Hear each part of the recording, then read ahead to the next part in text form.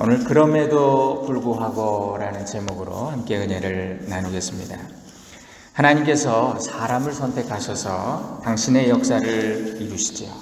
근데 그럼에 있어서 그분의 선택 기준은 소위 우리가 말하는 뭐뭐 때문에 이 사람이 이게 장점이고 이런 재능이 있고 이런 능력이 있고 때문에가 아니에요. 오히려 뭐뭐임에도 불구하고 그럼에도 불구하고 하나님이 쓰시더라고요. 하나님께는 쓰레기통이 없다 이런 말이 있어요. 하나님은 재활용의 천재세요. 우리 가끔 핸디맨들 보면 이거 다 버릴 것 같은 고무를 탁 해다 기가 막힌 걸 또 만들어내요. 참 그런 사람들이 있어요 보면. 여러분, 하나님은 쓰레기 더미 속에서도 장미꽃을 피우시는 그런 분이세요. 어떤 과거를 가진 사람이라도 어떤 죄를 지은 사람이라도 하나님은 회개하고 돌아오면 은총을 구하면서 당신 앞에 엎드리면 그에게 자비를 베푸시고요, 그를 회복시키세요. 그리고 사용하세요. 그리고 그분의 손에 붙잡히기만 하면 위대한 삶으로 변화됩니다.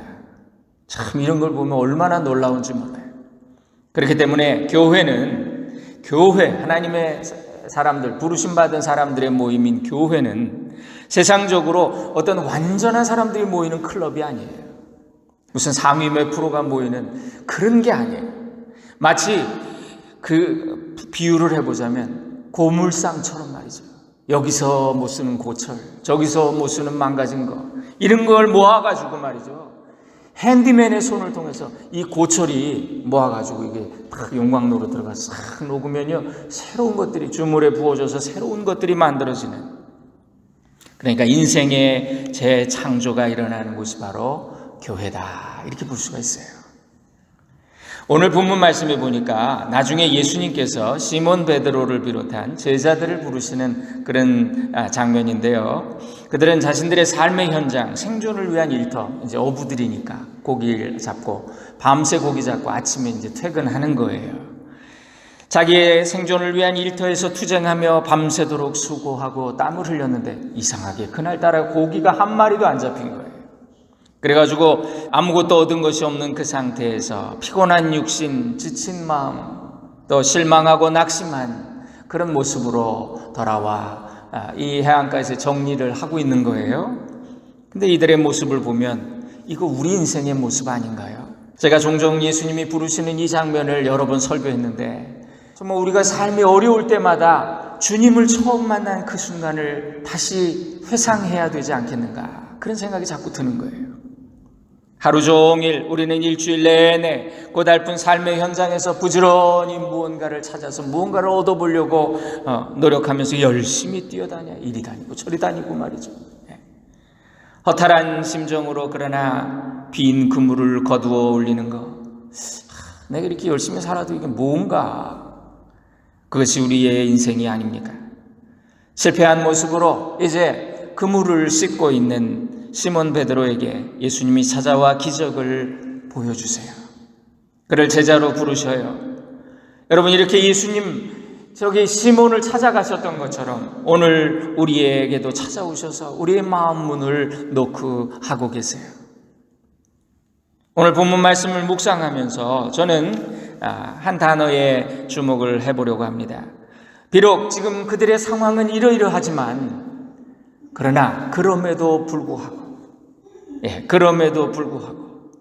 우리에게 주시는 교훈을 함께 찾아보고자 합니다. 첫 번째로는요, 비록 얻은 것은 없었지만 그럼에도 불구하고 그물을 씻어야 된다는 거예요. 이 베드로는 밤새 그물질을 했지만 아무것도 못 잡았어요. 실망과 좌절 가운데 빈 그물 끌고 이제 돌아온 그는 그럼에도 불구하고 그 그물을 손질하고 씻고 그리고 정리하고 있어요. 이 베드로의 모습은 비록 지난밤에 내가 실패했지만 내일 또 나가야지 하는 거예요. 그런 각오이고 긍정적인 삶의 자세예요. 바닷가에 가보면요, 어부들이 그물 손질하고, 여기 가끔 동해안 놀러 갔을 때 기억이 나요. 그 작은 배로 그물질하는 그런 어부들 보면 이 그물 손질을 합니다. 빵꾸난 데도 떼우고 말이죠. 해초 붙은 것도 떼어내고 말이죠. 여러분, 그러면서 잘 그것을 손질해서 개어놔요. 고기 못 잡았다고 바로 그물 손질해 놓지 않으면 이것이 말라붙어 가지고요, 다음에 쓰려고 할 때 이걸 풀기가 어려워요. 그래서 그래요. 만일 여기 시몬이 내 평생 갈릴리 호수에서 잔뼈가 굵었는데 아이고 어젯밤같이 재수 없는 날은 또 처음이네, 어떻게 한 마리도 안 잡혀, 그러면서 아유 귀찮다 다 팽개치고 잠이나 자러 가야 되겠다 그랬다면 그날 그 순간에 예수님 못 만난 거예요. 또 예수님께서 깊은 데로 가서 그물을 던져라 그러셨는데 그물을 지금 다 정리를 해놨으니까 바로 나간 거죠. 아니면 아유 예수님 그물 정리가 안 돼가지고 이거 빵꾸 났는데 이거 어떡하죠? 못하겠는데. 이렇게 됐다고요.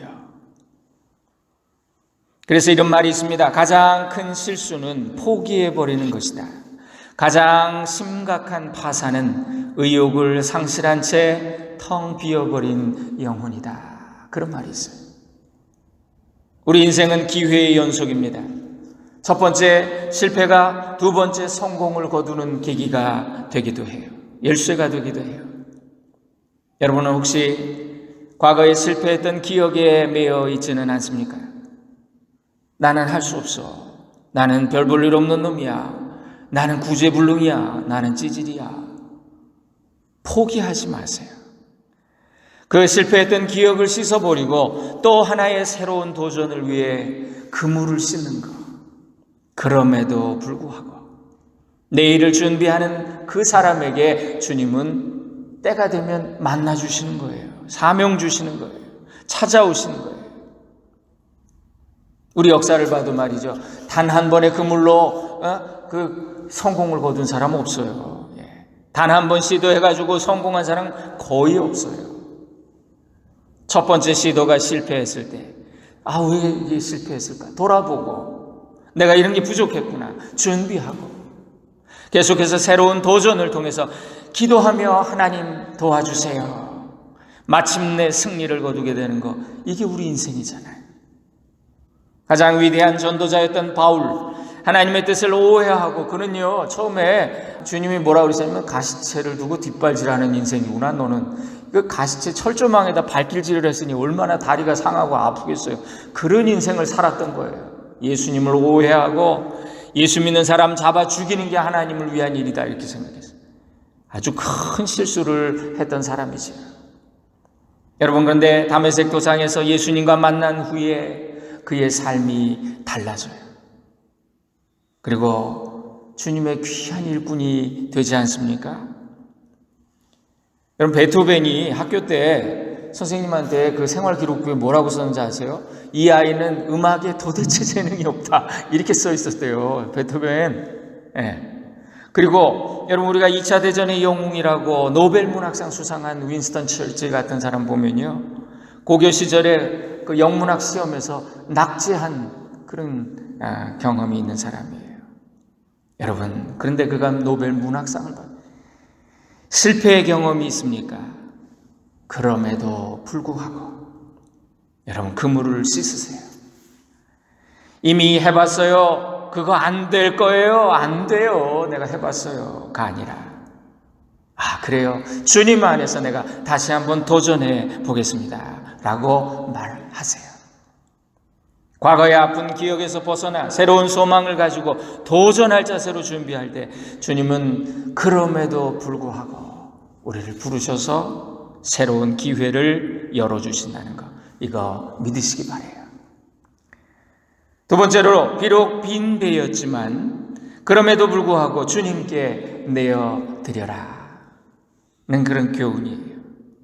빈 배로 왔어요. 낙심해가지고 이제 내일 그래도 내일도 그냥 먹고 입에 붙이려 되니까 나가야지 그러면서 이제 준비하고 이렇게 쉬러 가려고 그러는 제자들 앞에 느닷없이 예수님이 오셨어요. 그리고 배를 빌려달래요. 짜증나는 순간입니다. 그런데 시몬은 순순히 배를 내어드립니다. 수많은 군중들이 자꾸 밀리니까 뒤는 바다인데, 그래가지고 예수님이 배를 띄워놓고 바다에서 물 위에서 설교를 하시는 거예요. 그의 시몬의 그 작은 고깃배가 예수님의 강대상이 된 거죠. 그리고 나서 시몬이 많은 고기를 잡는 기적을 체험했습니다. 여러분 보세요. 열왕기상 17장에도 비슷한 얘기가 있습니다. 사르밧 과부가 있었어요. 오랜 가뭄 중에 마지막 남은 식량이 이제 가루 한 움큼, 이제 기름 몇 방울. 그래서 한 끼 때우고 이거 반죽해가지고 구워 먹으려고 이제, 그리고 죽으려고 나뭇가지를 모으고 있었습니다. 근데 느닷없이 하나님의 사람이라고 불리는 선지자 엘리야가 나타났어요. 그랬더니 물 좀 주시오. 그러더니 예, 물 떠다 드릴게요. 가는데 뒤에다 대고 빵도 있으면 좀 주시오. 이러는 거예요. 참 기가 막힙니다. 여러분, 마지막 아들과 함께 먹고 죽으려고 했던 그 눈물의 빵을 이 과부가 하나님의 사람에게 나눠줘요. 그런데 놀라운 일이 일어나죠. 3년 6개월 그 가뭄에 정말 가루통에 가루가 닿지 않고 기름병에 기름이 마르지 않는 기적을 체험했다는 거예요. 저는 어릴 때 저희 집에 목사님이 신방 오시는 날, 그날이 제일 싫었습니다. 그때 다 어려웠지요. 다 가난하니까. 어려웠던 그 시절에 목사님 오신다 그럼 우리 어머니가 진짜 첫 아들 제 형이 어릴 때 2살 때 죽고요. 인생이 그냥 허무해가지고 방향을 못 잡던 분이 그냥 좋은 교회를 만난 거예요. 인천으로 이사를 갔는데 거기 교회에 목사님 만나가지고 그냥 너무 말씀의 은혜를 받고, 우리 어머니가 믿음이 막 자라니까 장로 딸인데 뭐 믿음이 뭔지도 모르고 그렇게 살다가 비로소 믿음이 생기니까 그냥 얼마나 교회를 사랑하고 목사님을 존경하고, 그래서 목사님이 귀하다고, 그래가지고 그 어려운 시절에 목사님 신방 오신다 오늘 그러면서 음식 준비해서 상다리가 부러지게 차려놓는 거예요. 그러니까 어머니가 그렇게 미울 수가 없어. 남편하고 자식한테는 저렇게 잘 먹이지도 않으면서 말이지, 목사 온다고, 그러면서 그냥, 하여튼 목사님 말씀이라면 그저 하나님 말씀처럼 순종하는 그런 믿음이셨던 거예요. 그래서 한 번은 지극히 작은 자가 예수님이라는 설교를 듣고 오시더니, 내가 저녁에 놀다가 집에 갔는데 우리 어머니가 동네에 떠돌이 거지 중학생 하나가 있었어요. 애들이 지금 이렇게 바보 같은 애예요. 코 말 흘리고 다니는. 그래서 다 우리 국민학교 때니까 다 무시하고 그러던 애인데 이놈을 데려다가 다라이 물 받아가지고 목욕을 시키고 있는 거야. 난 우리 엄마 미친 줄 알았어. 내가 엄마 미쳤냐고, 뭐 하는 짓이냐고 그랬더니 이 아이가 혹시 예수님일 수도 있어 이러시는 거예요. 야, 우리 엄마 진짜 미쳤다 내가. 목사님 설교 준비하시라고 그 당시에 신앙계라고 하는 여의도 순복음교회에서 나오는 그 교계 잡지가 많지 않을 때입니다. 신앙계라고 하는 잡지가 있었는데 이 잡지를 10년 넘게, 그 정기 구독 요즘은 다 해주면 되잖아요. 근데 그때는 어머니가 매번 그걸 나오면 사다가 포장해서 목사님 갖다 드리는 거예요. 그렇게 저는 목사가 미울 수가 없어. 저는 목사. 우리 집은 단칸 월세방이고 목사네 집은 2층 양옥집이에요. 하여튼 목사가 난 제일 미웠어. 근데 보세요, 여러분, 참 이 성경에도 이런 비슷한 얘기 나오는데, 아브라함의 아내 사라가, 하나님이 이제 아브라함한테 내 아내 사라가 내년 이맘때 아들을 낳을 것이다 딱 그러니까 사라가 문 뒤에서 이렇게 듣다가 키키키키 이렇게 웃어요. 아이고 내가 애 올해 90인데 할망구가 애를 낳는다. 아이고 웃겨라. 그러면서 그랬더니 하나님이 너 왜 웃냐? 안 웃었는데요. 저 안 웃었는데요. 그랬더니 너 웃었느니라 이렇게 말씀하셨어요. 근데 여러분 보세요. 하나님은 이 사라의 비웃음을 이삭을 주셔요. 이삭이 무슨 뜻이에요? 웃음이라는 뜻이에요. 정말 이삭을 주셔서 그녀의 비웃음을 참된 기쁨의 웃음으로 바꾸어 주시는 것. 여러분, 이것이 하나님의 재치예요. 이게 하나님의 유머예요. 수준 높죠. 여러분, 하나님은 얼마나 재미있는 분이신지 몰라요. 내가 목사를 그렇게 미워했더니 나를 목사를 만드셨어. 목사가 되고 나서 참 부족한 제가 많은 분들의 사랑을 받았어요. 그냥 제가 뭐라고 말이죠. 전도사 때부터 그냥 전도사님 하면서 그 대단한 분들인데 그냥 와가지고 우리 부장님도 그렇고 그냥 섬겨주시는 거예요. 그러면서 깨달았죠. 이 모든 것이 우리 어머니가 뿌린 씨앗의 열매로구나. 그걸 깨달은 거예요. 가루통과 기름병이 마르지 않는 일용할 양식으로 채워주셨고요. 도저히 여건이 되지 못하는데 정말 저희 집 같은 그런 집구석에서 말이죠. 저와 제 동생이 대학을 공부하고 대학원을 공부하고 유학까지 할 수 있는 그런 기회를 하나님 주셨어요. 사랑하는 여러분, 여러분이 하나님의 사람들에게 베푼 거, 또 어려운 이웃과 친구들에게 베푼 거, 여러분 그거 주님이 받으세요. 직접 받으세요. 오늘 여기 여호와께서 나를 위하여 보상해 주시리라 우리가 함께 읽었잖아요. 하나님은 당신의 자녀들에게 보상하시고 보수하시고 때로는 원수들에게는 보복하시는 그런 하나님이시다. 저는 이 말씀이 참 좋아요. 하나님은 우리 인간을 통해서 일하시죠. 혹시 하나님이 여러분에게 여러분의 빈 배를 빌려달라 청하실 때 거절하지 마세요. 베드로가 만약에 이보시오 예수 선생, 지금 누구 놀리는 거요? 고기에 나 어젯밤 새도록 고기 하나도 못 잡았다고. 지금 짜증나는데 배를 빌려달래? 불난 집에 부채질하고 있네. 만약에 이렇게 대답했다면 그는 평생 그 바닷가에서 고기나 잡아먹고 사는 그런 무명의 어부로 인생 끝나고 말았을 거예요.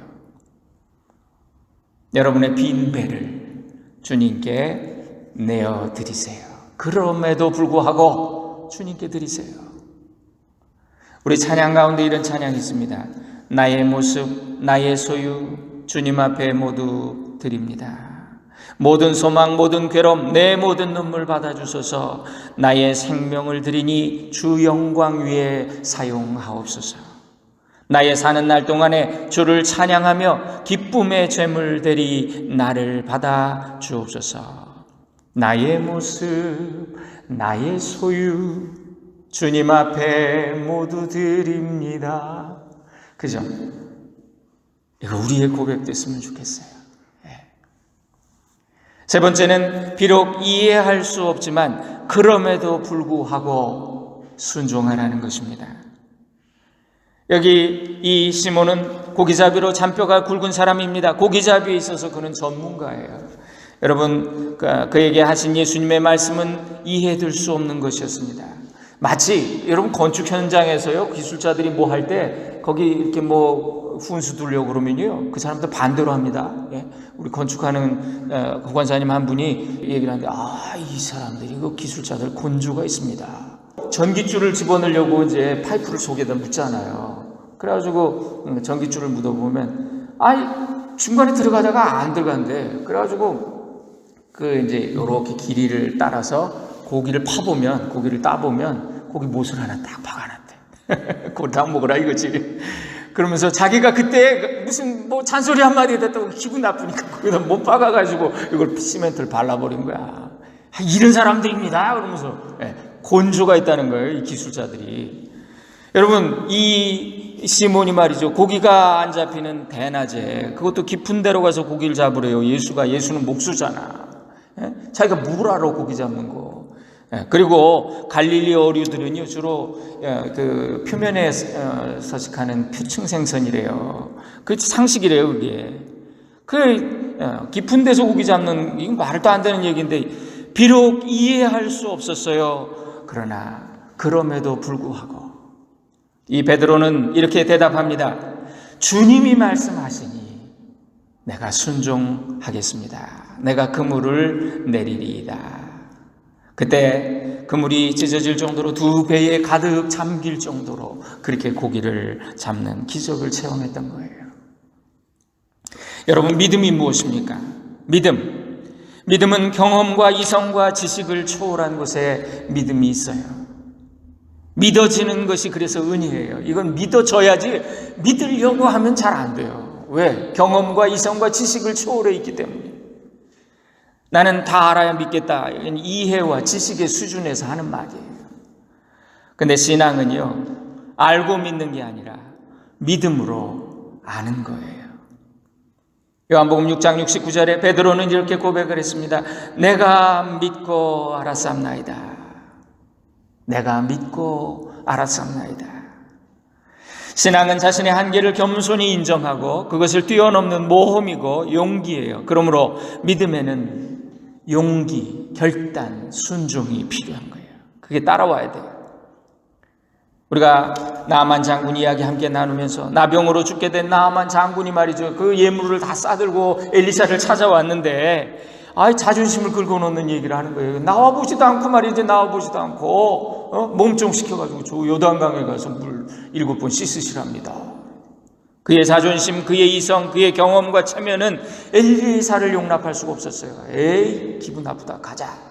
그러고 있는데 종들이 다 엎드려가지고 나으리, 선지자께서 더 어려운 거 시켜도 우리 다 할 준비하고 왔지 않습니까? 하물며 그 요단강에서 몸을 씻으라고 하는데, 그랬더니 그러네, 그 말이 맞네. 그러면서 그래도 온 김에, 그런데요, 기적이 일어난 거예요. 이 정말 단순한 순종이 기적의 열쇠였다. 교회를 처음 나왔는데요, 믿음이 금방 이렇게 빨리빨리 자라는 그런 분들이 있어요. 1년 만에 막 집사되고 3년 만에 권사되고 막 이런 분들 보면요, 특징이 뭐냐면 참 마음이 순수해. 신앙의 선배들이 옆에서 권면하면 그런 거구나, 나도 은혜 사모해요, 나도 받아야지, 그러면서 가르쳐 주는 대로 하는 거예요. 잘 모르지만 그냥 순종하고 따라오고, 그럼 금방 성장해서 나중된 자가 먼저 되는 그런 기적을 봅니다. 위대한 신앙의 스승들은 이런 고백을 했어요. 나는 불합리하기 때문에 믿는다, 이렇게 말해요. 합리적으로 생각하면 그건 믿는 게 아니지, 아는 거지. 때로 이해되지 않지만 그럼에도 불구하고 순종하는 것, 이것이 믿음이라는 것, 오늘 여기서 얻는 교훈입니다. 마지막 네 번째로, 비록 실패했지만 그럼에도 불구하고 하나님을 의지하라, 하나님께 나아가라.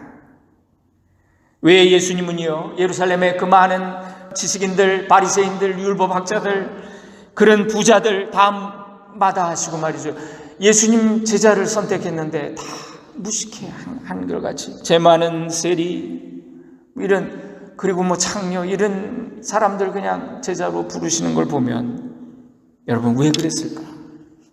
그들은 겸손하게 자기를 볼 줄 알고 솔직하고 진실했기 때문에, 그들에게는 순종하는 마음과 배우고자 하는 열린 마음이 있었기 때문에 그들을 부르셨다. 놀라운 기적을 체험한 후에 여기 시몬이 주님 앞에 엎드리지요. 그리고 주님 이렇게 불러요. 주님, 나는 죄인입니다. 나를 떠나소서. 나는 당신을 감당할 수가 없네요. 부끄럽습니다. 자신의 부족함을 깨닫고 아는 것, 이걸 회개라 그러죠. 회개하는 자가 주님의 제자가 된다는 거예요.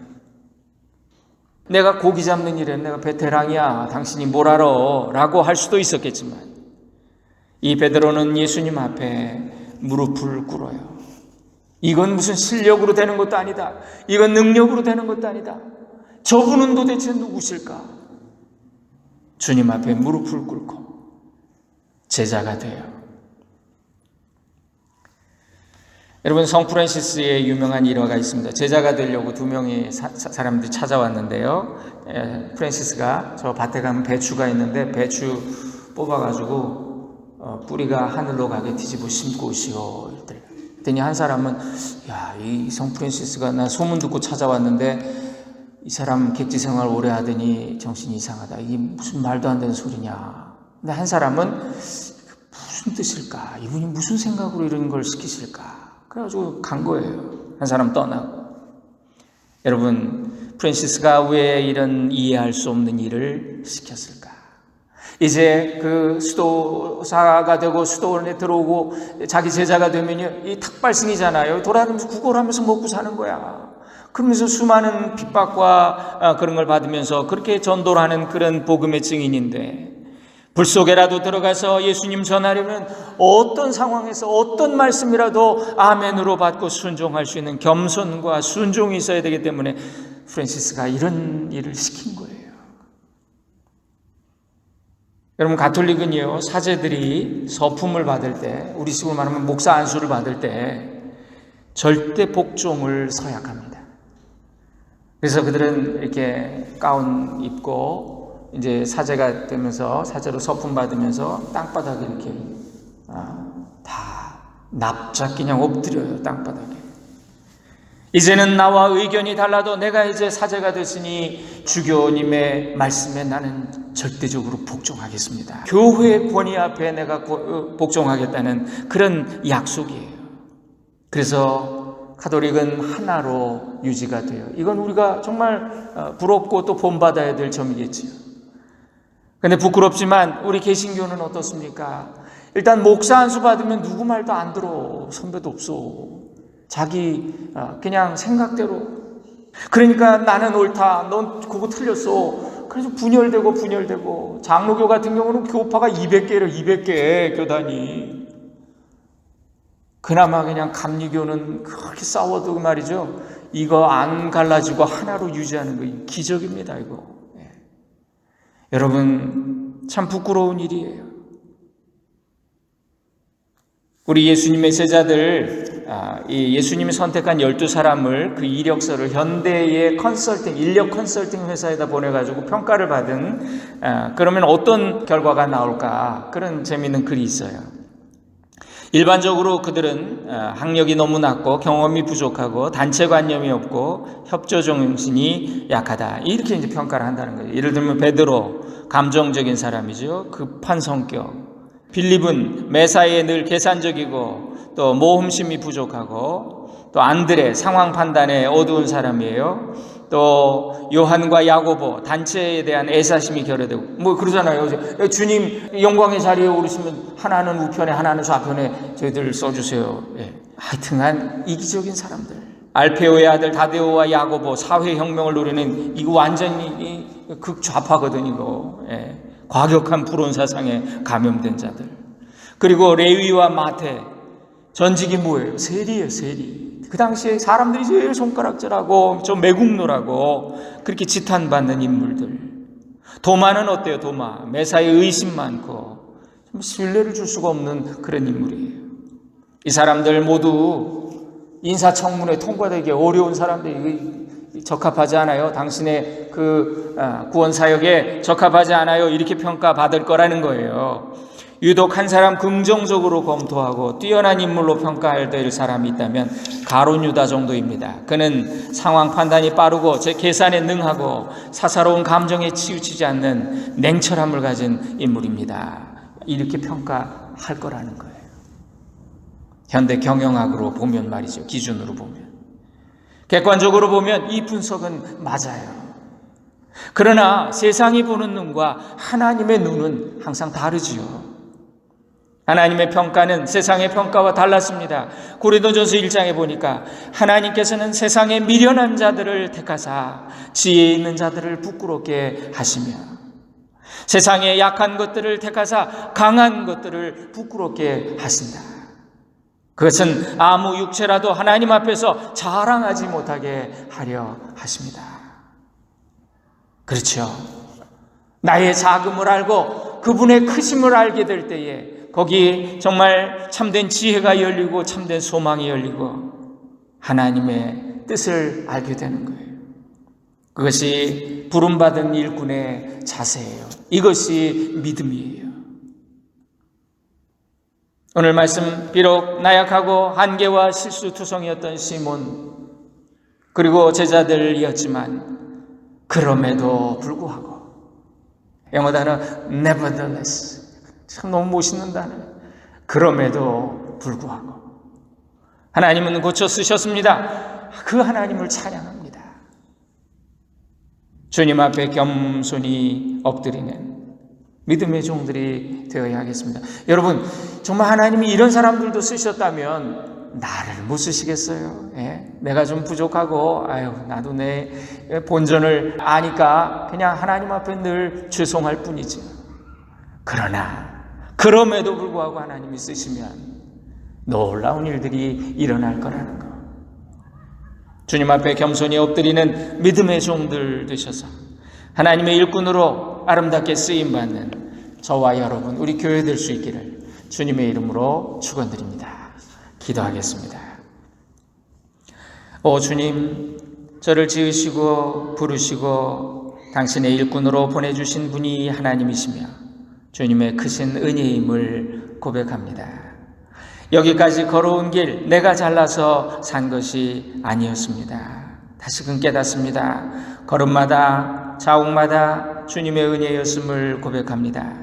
비록 내 삶에 실수와 실패가 있었더라도 그럼에도 불구하고 주님께 나아가기 원합니다.